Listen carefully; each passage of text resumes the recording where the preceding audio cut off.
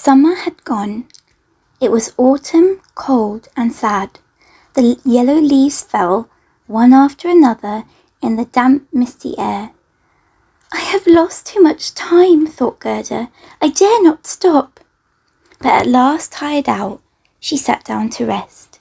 And there, hopping towards her, was a large friendly crow. She asked him if he had seen little Kay.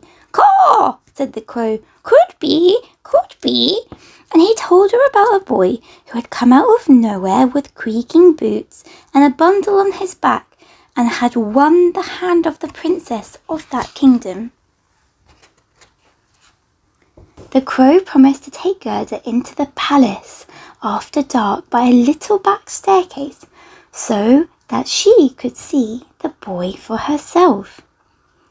At nightfall the crow returned, and Gerda followed him through a great garden where the leaves were falling to the back of the palace, where a door stood slightly open. As she climbed up the staircase, something seemed to be rushing past along the wall. Shadows of lords and ladies, many on horseback. These were the dreams of the sleeping people. At last she came to a wonderful room where two beds, each made to look like a lily, hung from a thick stem of gold. In one lay the princess, in the other a boy. But it was not little Kay. "You poor little thing," said the prince and princess when they heard her story. They gave her clothes of silk and velvet, as well as warm boots and a muff for the journey, and set her in a carriage of pure gold, packed with fruit and sugar sticks and gingerbread nuts. Then they wished her good luck and waved as the coach sped away. The forest they drove through was dark as night, but the coach shone like the sun, and it dazzled the eyes of the robbers lurking there. "It's gold! It's gold!" they shouted, and they dashed forth, stopped the horses, and dragged out the little girl.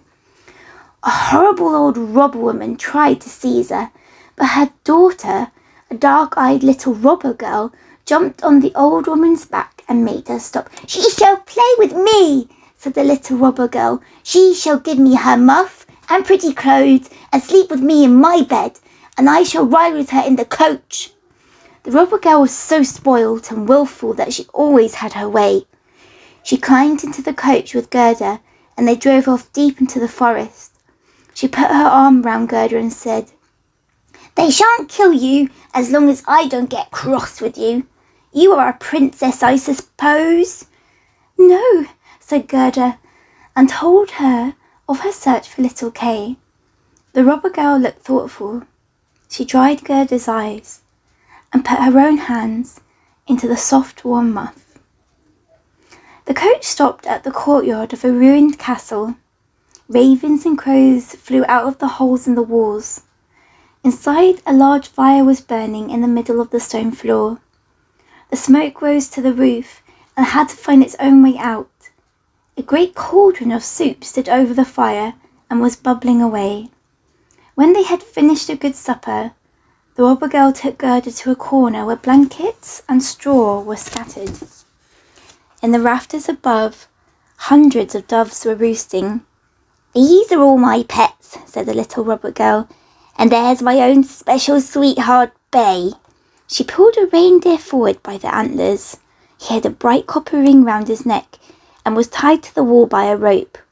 "We have to keep him fastened," said the robber girl, "or he would be off in a flash, back to the snowy Northland he loves." She took a long knife from the crack in the stone and then pulled Gerda into bed with her. "I always sleep with a knife by me," she said. "You never know what may happen. But now tell me once again about little Kay and your journey into the wild world." So Gerda told it from the beginning, and the doves listened too. Then the robber girl put her arm around Gerda's neck and slept, but Gerda was much too afraid to close her eyes. Then the doves said, "Woo-coo, woo-coo, we have seen little Kay. He was sitting in the Snow Queen's sleigh when it flew over the forest where we lay in our nest. She must have been going to Lapland, for there is always ice and snow there. Ask the reindeer. He knows." "Ah, yes," said the reindeer, and his eyes grew bright. "That is a lovely country, full of snow and ice. You can run about freely in the glittering frosty valleys. I was born there. Who should know better than I? That is where the Snow Queen has her summer palace. Her real home is near the North Pole." Gerda sighed. "Oh, Kay, poor Kay," she murmured, but she dared not disturb the robber girl.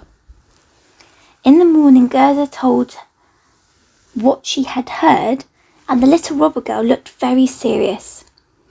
Then she said to the reindeer, "I should like to keep you here, but I'm going to set you free so that you can take the little girl to the Snow Queen's palace where she can find her friend. You've heard what she has been telling me." The reindeer leapt for joy. The robber girl lifted Gerda onto his back and even gave her a little cushion to sit on. "Here are your fur boots," she said, "but I shall keep your muff. It's so pretty. Still, you won't be frozen. I'm giving you my mother's big gloves. They'll reach up to your elbows. And there are 2 loaves of bread and a ham for you, so you won't starve.